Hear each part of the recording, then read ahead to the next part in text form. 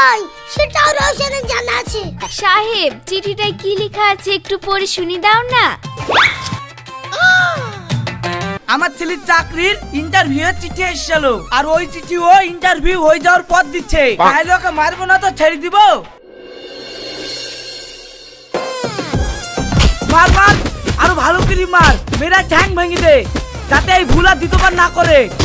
মার মার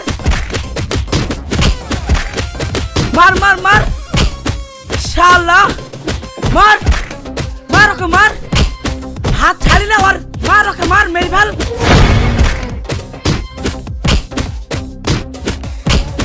মোড়ল মশাই, আমার স্বামীকে মারছেন কেন? ছেড়ে দেন, ছেড়ে দেন। এই তোরা থাম, শুনো বৌমা, ওকে মারবো না তো ছেড়ে দিব। জানো ও কি করেছে?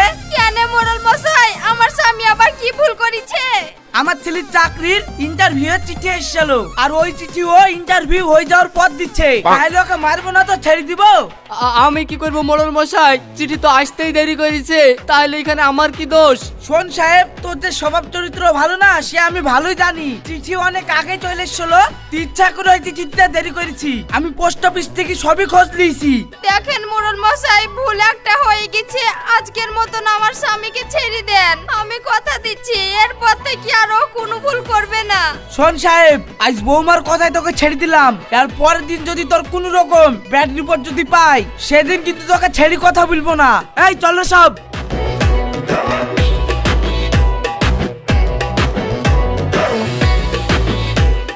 আমার গায়ে হাত দিবে? আমি একটা পিয়ন মানুষ, সরকারি চাকরি করি, আমার গায়ে হাত দিতে আসলে না ধরে একবার ভেঙে দিব।